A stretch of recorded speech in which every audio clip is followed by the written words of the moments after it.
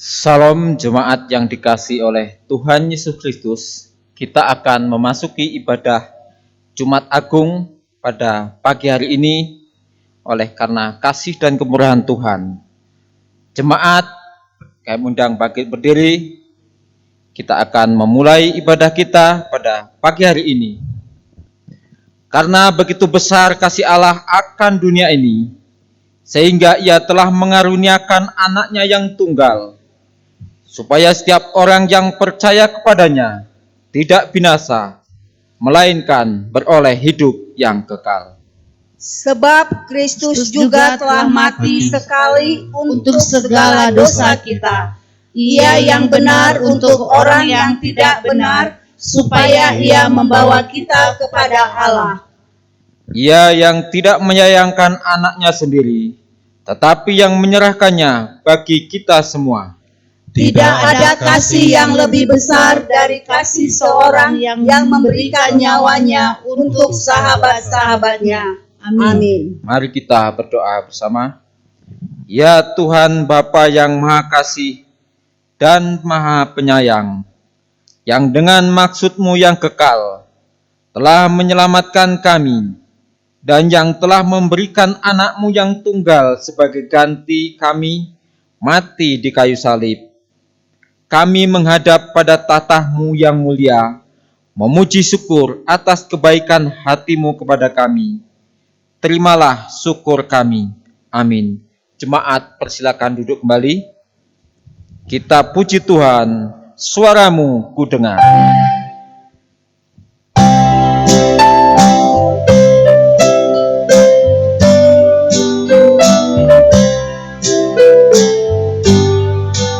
Suara-Mu dengar memanggil diriku, supaya ku digolgota dibas saudaramu. Aku datanglah Tuhan padamu, dalam darah-Mu kudus sucikan diriku. Hatiku lemah, tenaga kau beri.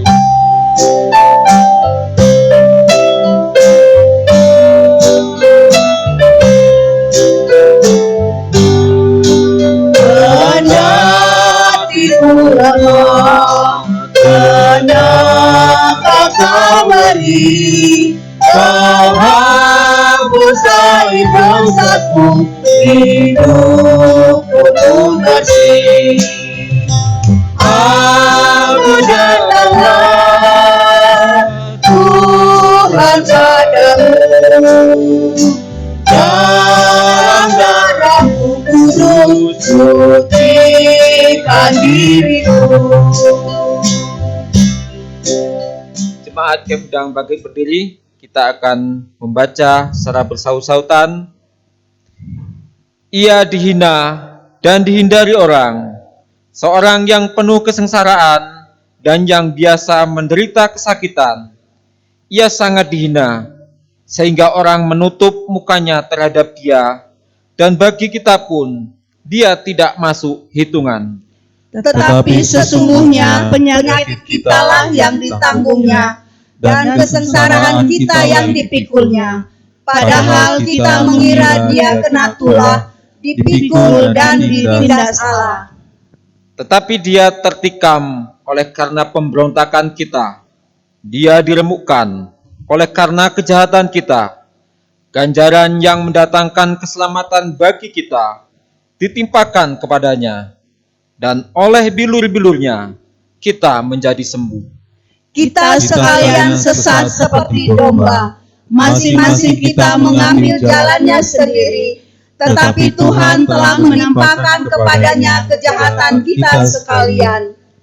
Dia dianiaya, tetapi dia membiarkan diri ditindas, dan tidak membuka mulutnya, seperti anak domba yang dibawa ke pembantaian, seperti induk domba yang keluh di depan orang yang menggunting bulunya. Ia tidak membuka mulutnya. sesudah penahanan dari penghukuman ia terambil, dan tentang nasibnya siapakah yang memikirkannya? Sungguh ia terputus dari negeri orang-orang hidup, dan karena pemberontakan umatku ia kena tulah. Orang menempatkan kuburnya di antara orang-orang fasik, dan dalam matinya ia ada di antara penjahat-penjahat, sekalipun ia tidak berbuat kekerasan dan tipu tidak ada dalam mulutnya. Tetapi Tuhan berkehendak meremukkan dia dengan kesakitan, apabila ia menyerahkan dirinya sebagai korban penebus salah. Ia akan melihat keturunannya, umur akan lanjut, dan kehendak Tuhan akan terlaksana olehnya. Amin. Pada kaki salibmu, Yesus ku berlindung, air hayat Golgota, pancaran yang agung.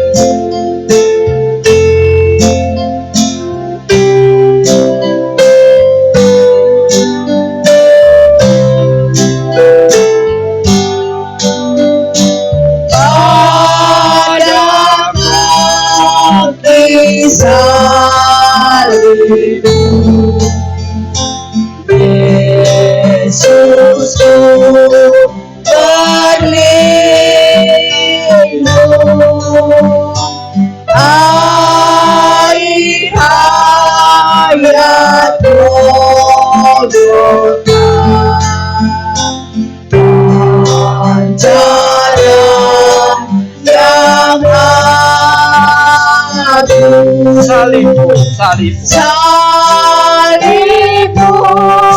agung. Salibmu, yang ku muliakan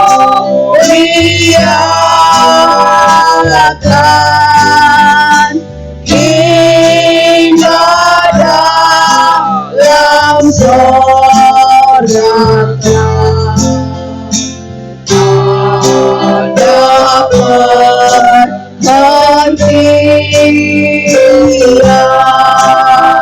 pada kaki salibmu, kasihmu ku terima.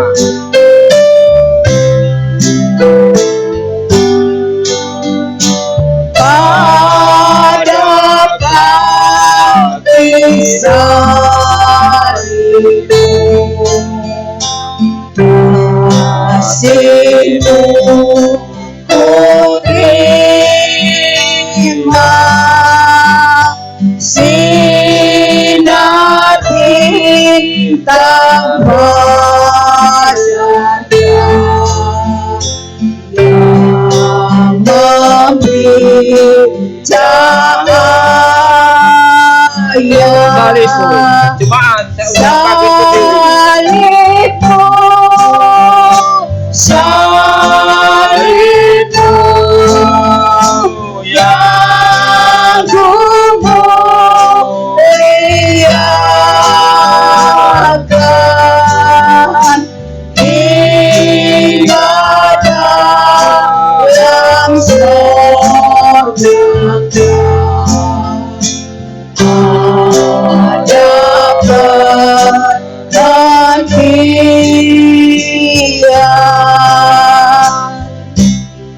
Jemaat yang dikasihi oleh Tuhan Yesus Kristus, mari kita mengakui iman kita yang kita ucapkan secara bersama-sama. Demikian. Aku percaya kepada Allah Bapa yang Maha Kuasa, Khalik langit dan bumi, dan kepada Yesus Kristus anaknya yang tunggal Tuhan kita, yang dikandung daripada Roh Kudus, lahir dari anak darah Maria, yang menderita sengsara di bawah pemerintahan Pontius Pilatus, disalibkan, mati dan dikuburkan, turun ke dalam kerajaan maut. Pada hari yang ketiga, bangkit pula dari antara orang mati, naik ke surga, duduk di sebelah kanan Allah Bapa yang Maha Kuasa, dan akan datang dari sana untuk menghakimi orang yang hidup dan yang mati. Aku percaya kepada Roh Kudus, gereja yang kudus dan am, persekutuan orang kudus, pengampunan dosa, kebangkitan daging, dan hidup yang kekal. Amin.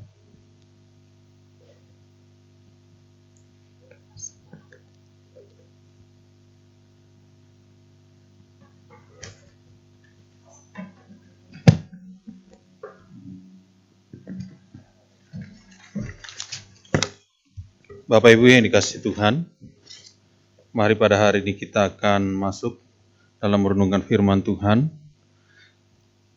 Mari kita tundukkan kepala kita bersatu dalam doa.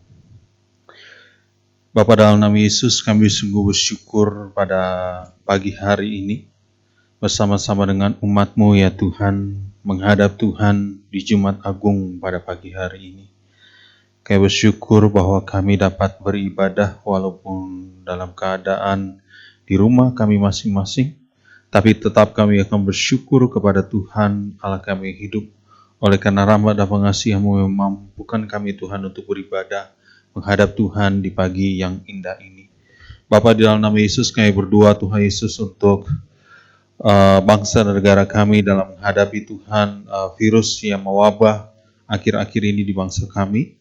Biar Tuhan Kau memberikan hikmat, kekuatan, kesanggupan untuk kami berjalan bersama-sama dengan Tuhan dan bangsa ini Tuhan dapat terbebas dengan Tuhan pertolongan dan penyertaan-Mu memberkati Tuhan sehingga Tuhan hentikan penyebaran virus ini Tuhan sehingga beberapa bulan ke depan kami dapat menikmati ibadah yang bebas dalam penyertaan Tuhan.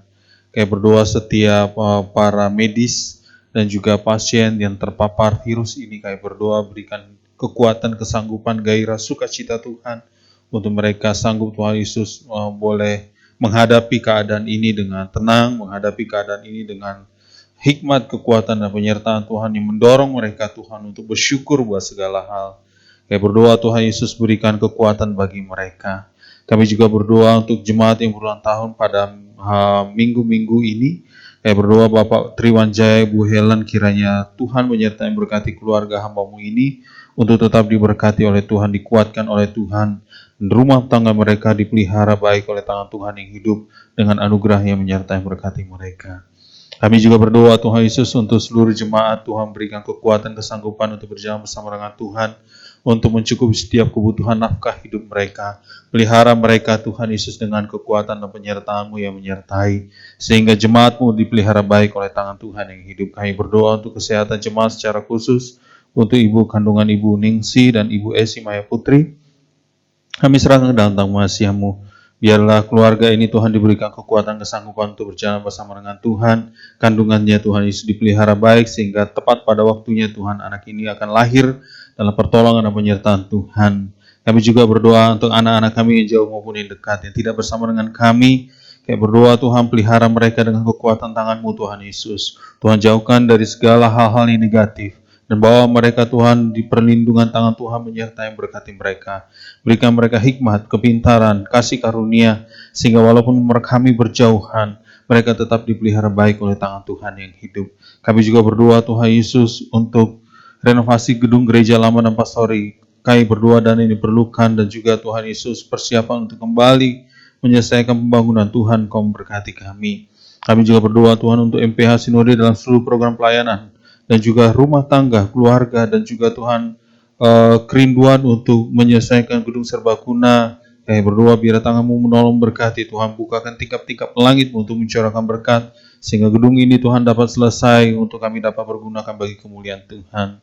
Kami juga berdoa untuk rumpun Sulawesi Selatan, suku Konjo Pegunungan, suku Konjo Pesisir, suku Luwu, suku Makassar, dan suku Selayar. Kami berdoa untuk mata rumpun suku ini dibukakan oleh Tuhan dan semakin mengasihi Tuhan, dan banyak orang percaya kepada Tuhan Yesus Tuhan, sehingga suku ini memuliakan nama Tuhan Allah kami hidup. Dan pada hari ini Tuhan Yesus kami berdoa Tuhan untuk kami siapkan hati kami untuk mendengarkan Allah berfirman. Berfirmanlah Tuhan, pakai mulut bibir hamba-Mu ini untuk menyampaikan kebenaran firman Tuhan kepada kami yang ada di rumah pada pagi hari ini, supaya kami dikuatkan, dimampukan untuk memahami dan mengerti dan menjadi pelaku akan kebenaran firman Tuhan dalam hidup kami. Berbicaralah Tuhan, ini doa kami. Demi kemurahan Tuhan, di dalam nama Yesus kami siap mendengar firman Tuhan. Haleluya. Amin. Saya persilahkan untuk jemaat duduk kembali. Shalom. Sekali lagi shalom. Bapak Ibu, saudara-saudari sekalian yang ada di rumah yang pada hari ini menyaksikan siaran kita pada pagi hari ini. tetap bersukacita, tetap bersemangat, memuji, memuliakan nama Tuhan. Amin.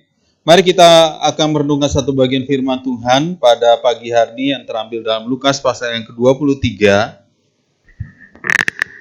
Lukas 23 ayat yang ke-33 sampai yang ke-43. Lukas pasal yang ke-23 ayat yang ke-33 sampai yang ke-43. Saya akan bacakan bagi kita masing-masing yang ada di rumah. Kita simak dalam Alkitab kita yang kita pegang. Mari kita memperhatikannya di Alkitab kita masing-masing. Yesus disalibkan. Ketika mereka sampai di tempat yang bernama Tengkorak, mereka menyalibkan Yesus di situ dan juga kedua orang penjahat itu, yang seorang di sebelah kanannya dan yang lain di sebelah kirinya. Yesus berkata, "Ya Bapa, ampunilah mereka sebab mereka tidak tahu apa yang mereka perbuat." Dan mereka membuang undi untuk membagi pakaiannya. Orang banyak berdiri di situ dan melihat semuanya. Pemimpin-pemimpin mengejek dia, katanya, "Orang lain dia selamatkan, biarlah sekarang ia menyelamatkan dirinya sendiri, jika ia adalah Mesias, orang yang dipilih Allah." Juga prajurit-prajurit mengolok-olokkan dia. Mereka mengajukan anggur asam kepadanya dan berkata, "Jika engkau adalah raja orang Yahudi, selamatkanlah dirimu." Ada juga tulisan di atas kepalanya, "Inilah raja orang Yahudi." Seorang dari penjahat yang tergantung itu menghujat dia, katanya, "Bukankah engkau adalah Kristus? Selamatkanlah dirimu dan kami." Tetapi seorang menegur dia, katanya, "Tidakkah engkau takut juga tidak kepada Allah, sedangkan engkau menerima hukuman yang sama? Kita memang selayaknya dihukum sebab kita menerima balasan yang setimpal dengan perbuatan kita. Tetapi orang ini tidak berbuat sesuatu yang salah."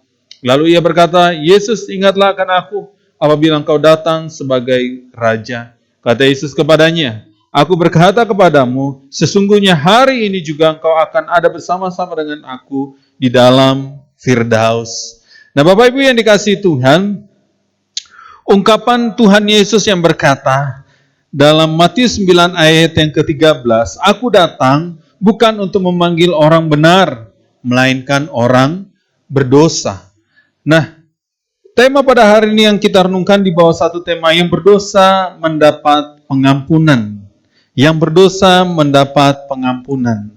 Demikian hal yang terjadi pada waktu penyaliban Tuhan Yesus. Kalau kita perhatikan di Alkitab kita masing-masing yang telah kita baca, ada berbagai perkataan-perkataan yang dilontarkan ketika Yesus ada di kayu salib. Namun yang catatan dari Lukas, ucapan-ucapan ini adalah ucapan-ucapan yang tidak menyenangkan, hal-hal yang menyakitkan, bahkan cenderung kepada menghujat Tuhan Yesus ketika dia di atas kayu salib. Orang berpikir bahwa dia ini salah, orang berpikir bahwa ia ini adalah orang yang nasibnya tidak beruntung, dan bahkan dia dihina, diolok-olok, dan kemudian dia menyalahkannya terhadap apa yang telah ia perbuat dahulu kala. Nah, Bapak Ibu yang dikasihi Tuhan, sehingga hal ini menjadi sesuatu hal yang bagi kita renungkan. Ada banyak orang menyalahkan ketika kita dalam keadaan masa-masa kita disalahkan, ketika kita masa-masa di dalam keadaan yang dibawa, kemudian orang menyalahkan kita, menghina kita dengan keputusan-keputusan kita. Nah, pada hari ini kita belajar dari firman Tuhan pada hari ini tentang yang berdosa mendapat pengampunan, kan itu. Nah, hal yang menarik adalah kalau dia tidak berdosa, maka dia tidak dapat diampuni atau dia tidak dapat pengampunan. Jadi barang siapa yang merasa bahwa dirinya adalah orang yang berdosa, pasti dia mendapat pengampunan. Nah, Bapak Ibu yang dikasihi Tuhan, ini hal yang menarik yang perlu kita renungkan pada hari ini. Orang-orang Yahudi yang mengolok-olok, orang-orang yang ada di sekitaran situ, bahkan para prajurit-prajurit yang mengolok-olok Yesus, seolah-olah Yesus itu salah dan seolah-olah Yesus itu patut untuk dihina karena dia tergantung di atas kayu salib. Mari kita belajar dari 3 hal ini, makna salib dan juga alasan mengapa hanya orang berdosa mendapat pengampunan. Ada 3 bagian yang perlu kita renungkan. Bagian yang pertama, ayat yang ke-33, firman Tuhan katakan, Ketika mereka sampai di tempat yang bernama Tengkorak, mereka menyalibkan Yesus di situ dan juga kedua orang penjahat itu, yang seorang di sebelah kanannya dan yang lain di sebelah kirinya. Hal yang pertama yang perlu kita belajar tentang mengapa orang berdosa saja yang mendapat pengampunan, karena Allah bersama-sama dengan orang berdosa. Perhatikan bahwa di salib Tuhan Yesus, bukan hanya Yesus sendiri saja disalib, tetapi ada dua orang penjahat juga di sebelah kiri dan kanannya yang disalib bersama-sama dengan Tuhan Yesus. Hal yang menarik ketika kita merenungkan satu bagian firman Tuhan tentang percakapan orang Farisi dengan murid-murid Tuhan Yesus dengan menuduh Yesus bersama dengan muridnya yang makan bersama pungut cukai, berkata, "Mengapa kamu makan dan minum bersama-sama dengan pemungut cukai dan orang berdosa?" Nah, konsep ini sangat jauh pada umumnya dengan konsep manusia. Ketika orang berdosa, maka dia harus dihindari. Ketika dia bersalah, dia harus terpisah dari orang-orang yang benar.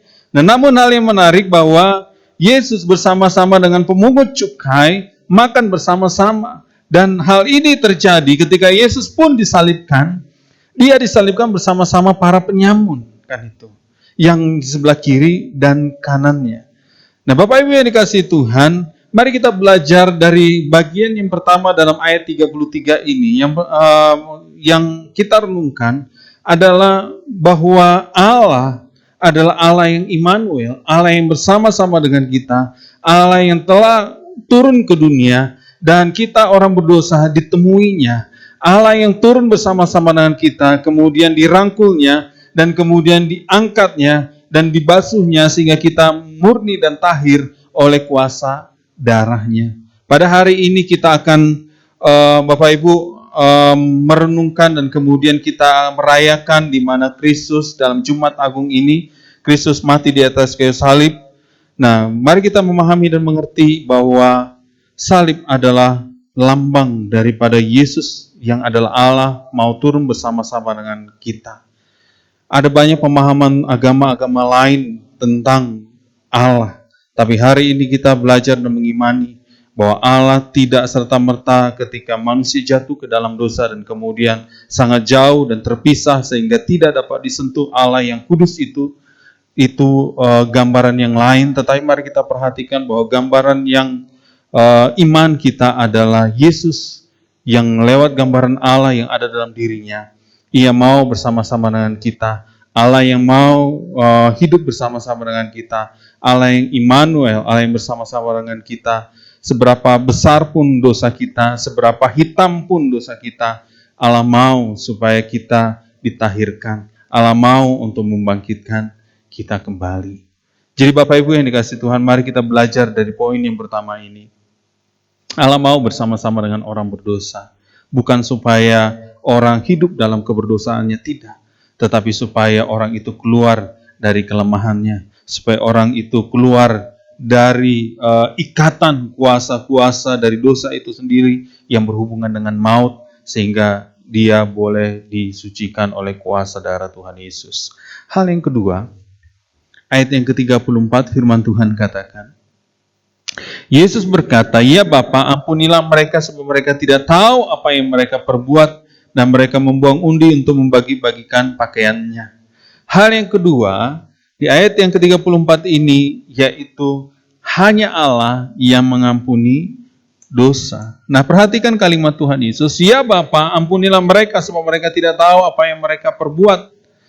Nah, Bapak Ibu yang dikasihi Tuhan, kadang kita berpikir dan merenungkan, dari mana sih asal dosa? Dan bagaimana dosa itu muncul? Seolah-olah sepertinya dosa itu sebuah barang yang memiliki bentuk, memiliki sesuatu hal yang nampak, dan kemudian ketika kita melihat seseorang melakukan kejahatan dan kemudian kita menjudge atau menghakimi orang itu dengan berkata bahwa ia telah berdosa. Nah, Bapak Ibu yang dikasihi Tuhan, saya mau jelaskan bahwa asal muasal dosa adalah dimulai ketika di zaman Adam, kan itu. Ketika di zaman Adam dalam Kejadian pasal yang ketiga jatuh ke dalam dosa. Nah, dari mana dosa itu berasal? Nah, kita melihat dulu bahwa manusia diberikan satu ketentuan yang namanya firman Allah kepada Adam dan Hawa untuk tidak makan buah yang ada di tengah-tengah pohon itu.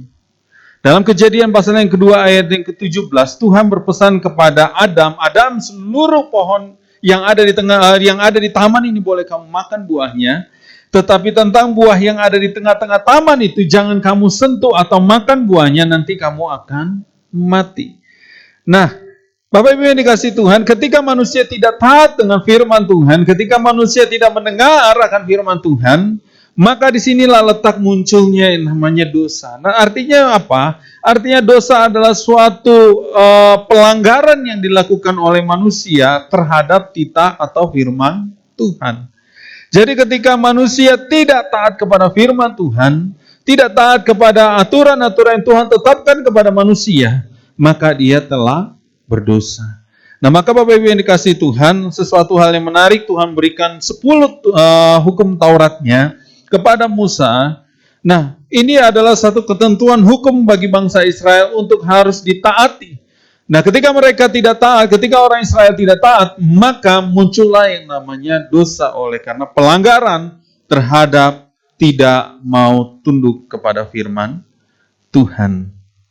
Nah, Bapak Ibu yang dikasihi Tuhan, oleh karena hal ini makanya Bapak Ibu yang dikasihi Tuhan, upah daripada dosa itu sendiri adalah maut. Ketika manusia tidak taat lagi kepada firman Tuhan, maka ia sesungguhnya harus dibinasakan. Nah, ini menarik Bapak Ibu yang dikasihi Tuhan. Kalau demikian, terhadap siapakah kita berdosa? Bapak Ibu yang dikasihi Tuhan, bukan terhadap siapa-siapa kita berdosa, melainkan terhadap Tuhanlah kita telah berdosa karena melanggar titah firman Tuhan. Nah, oleh sebab itu Bapak Ibu yang dikasihi Tuhan, mari kita mengerti dan memahami ketika Yesus berkata, "Ya Bapa, ampunilah mereka sebab mereka tidak tahu apa yang mereka perbuat," adalah sebagai ungkapan Kristus ketika ia di atas kayu salib, dia telah menyerahkan nyawanya dan kemudian dia mengikrarkan di hadapan Allah sebagai perantara antara Allah dengan manusia untuk mengikatkan kembali hubungan yang telah putus oleh karena dosa. Nah, maka ungkapan ini adalah ungkapan, "Ya Allah, perdamaikanlah dirimu bersama-sama dengan manusia." Artinya Allah tidak lagi mengingat-ingat kesalahan manusia, Allah tidak lagi mengingat-ingat pemberontakan manusia. Oleh karena apa? Oleh karena salib Kristus. Jadi Bapak Ibu yang dikasihi Tuhan, Allah tidak mengingat kesalahan kita, bukan oleh karena Allah kemudian serta-merta mengampuni dan menghapuskan segala-galanya dan melupakannya, tidak. Tetapi karena melihat salib itu sendiri, karena melihat darah yang tertumpah itu sendiri, maka menjadi korban, pengingat bahwa Allah penghapus dosa manusia dengan kesalahan-kesalahannya. Jadi Bapak Ibu yang dikasihi Tuhan, alangkah sesuatu yang luar biasa yang Tuhan Yesus lakukan menjadi jalan pendamaian bagi kita dengan Allah lewat kematiannya di atas kayu salib. Sehingga hanya Allah sajalah mengampuni dosa manusia. Bukan karena perbuatan baik kita, bukan karena usaha dan pekerjaan kita untuk mengamalkan perbuatan baik atau melakukan segala sesuatu yang baik supaya kita diterima dan diampuni dosanya, tidak.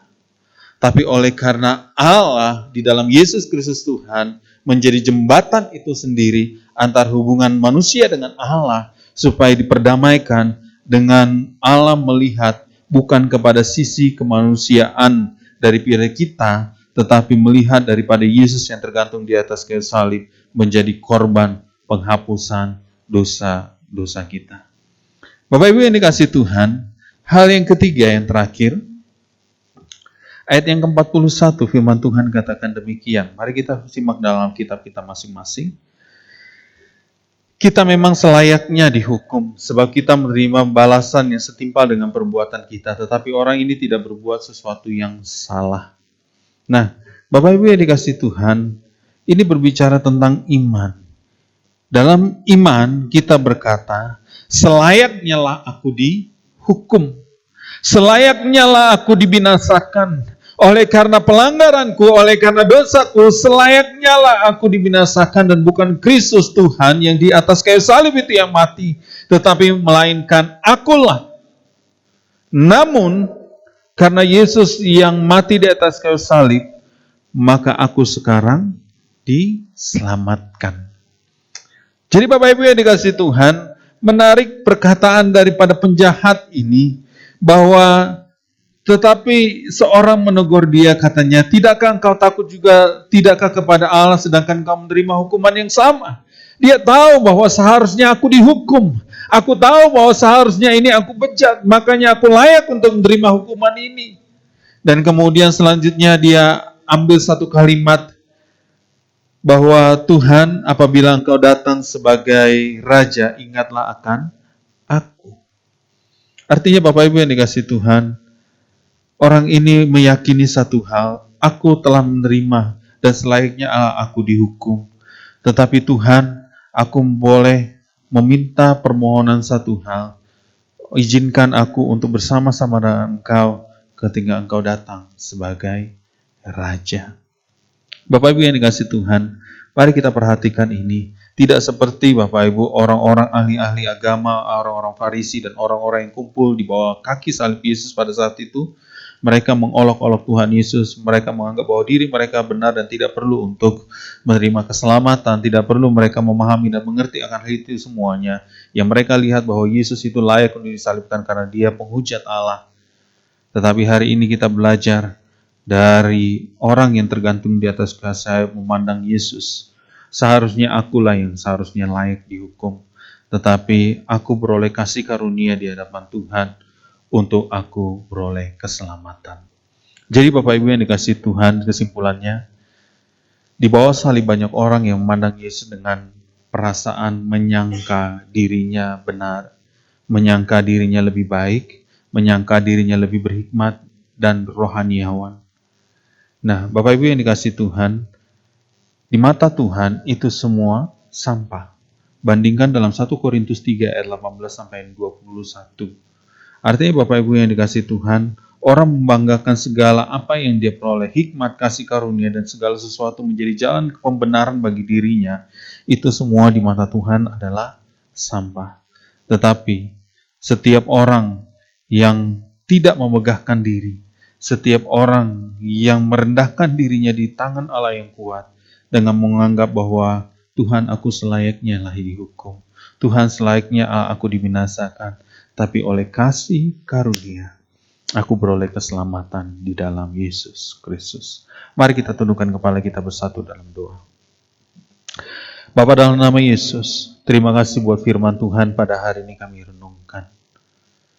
Karya salib Tuhan yang begitu luar biasa yang kami renungkan pada Jumat Agung ini menjadi sesuatu hal yang luar biasa yang kami pahami. Bahwa bukan oleh karena semata-mata penebusan terhadap dosa dan kesalahan kami, tetapi juga sebagai pemulihan hubungan kami dengan Allah. Pemulihan Tuhan Yesus di mana kami dapat bercakap-cakap, di mana kami dapat menikmati berkat dan anugerah Tuhan, di mana hubungan kami Tuhan kembali pulih lewat salib Tuhan yang Tuhan nyatakan di tengah-tengah kami. Tuhan berkati kami, karena begitu besar kasih-Mu akan kami, maka boleh kami Tuhan untuk menyatakan kasih kami kepadamu lewat ibadah kami walaupun di rumah kami dan seisi rumah kami beribadah kepada Tuhan.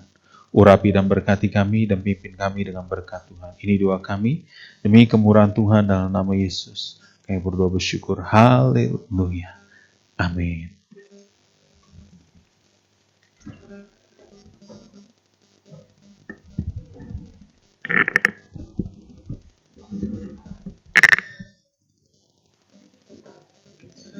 Jemaat yang dikasihi oleh Tuhan Yesus Kristus, kita sudah mendengarkan kebenaran firman Tuhan yang disampaikan oleh hambanya. Biarlah itu menjadi kekuatan buat kita untuk tetap setia mengikut Tuhan. Kita akan memberikan persembahan kepada Tuhan, dan persembahan itu akan dimasukkan ke dalam amplop yang sudah dibagikan ke rumah jemaat masing-masing, dan kita akan memberikan persembahan kepada Tuhan. Kita memuji Tuhan di salib Yesus di Kalpari. Kuserahkan dosaku yang kecil.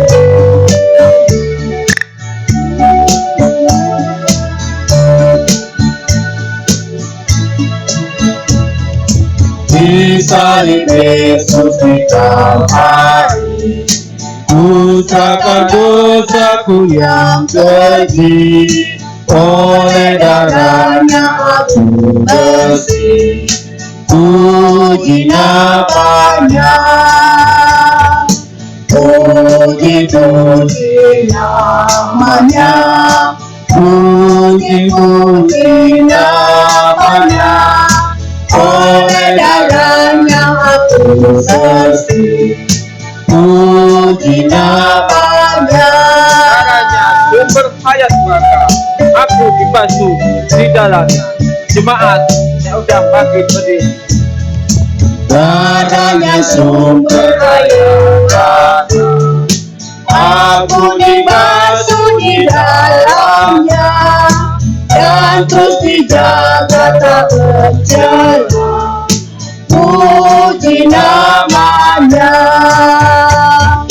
puji namanya, puji namanya, oleh darahnya aku bersih. Puji namanya. Kita akan berdoa untuk persembahan kita dan nanti kita akan akhiri dengan doa Bapa kami. Mari kita berdoa. Puji syukur ya Allah, Allah yang kami sembah, yang kami kenal hanya di dalam satu nama, Tuhan kami Yesus Kristus. Terima kasih Tuhan, pada pagi hari ini kami sudah beribadah, memuji-muji nama-Mu, meninggikan nama-Mu. Bahkan kami sudah mendengarkan kebenaran firman-Mu di hari ini. Dan kami juga boleh bersyukur Tuhan untuk hari ini. Kami boleh mengingat kembali pengorbanan-Mu di kayu salib. Kami percaya tanpa pengorbanan-Mu Tuhan, kami adalah orang yang layak binasa. Terima kasih Tuhan untuk pengorbanan-Mu yang luar biasa. Dan di ibadah ini juga Tuhan, kami memberikan persembahan kepada-Mu. Tuhan, persembahan yang kami berikan ini Tuhan, tidak sebanding dengan apa yang Tuhan sudah berikan buat kami. Karena Tuhan sudah memberikan kehidupan yang kekal buat kami. Namun, Tuhan kiranya memberkati persembahan kami ini. Semua ini juga untuk kemuliaan nama-Mu dan untuk kemajuan gereja-Mu yang ada di Karangjaya. Terima kasih Tuhan Yesus. Inilah doa kami di dalam nama Tuhan Yesus yang sudah mengajar doa Bapa kami. Demikian. Bapa kami yang di surga, dikuduskanlah nama-Mu, datanglah kerajaan-Mu, jadilah kehendak-Mu di bumi seperti di surga. Berikanlah kami pada hari ini makanan kami yang secukupnya, dan ampunilah kami akan kesalahan kami, seperti kami juga mengampuni orang yang bersalah kepada kami. Dan janganlah membawa kami ke dalam pencobaan, tetapi lepaskanlah kami daripada yang jahat, karena Engkau yang punya kerajaan, dan kuasa, dan kemuliaan sampai selama-lamanya. Amin. Haleluya. 12 kali.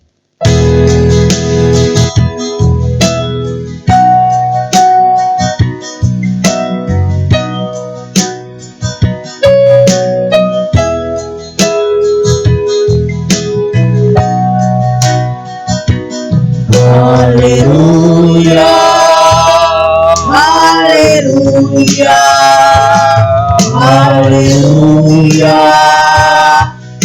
haleluya, haleluya, haleluya, haleluya, haleluya, haleluya.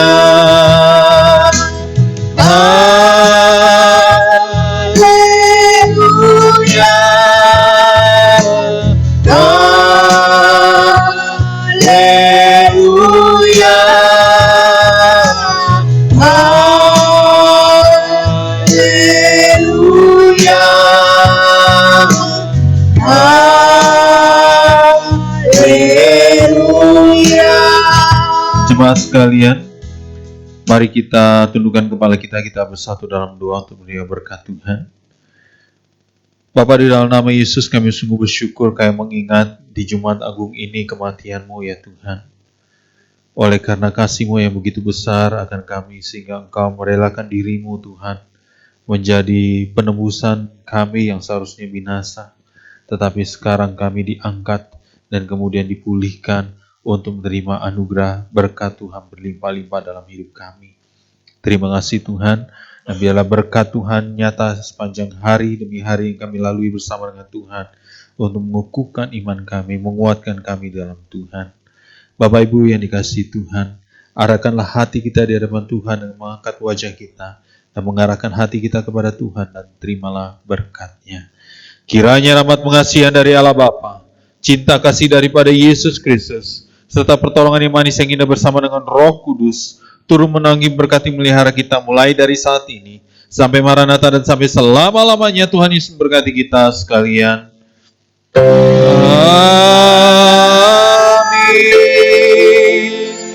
Amin. Amin.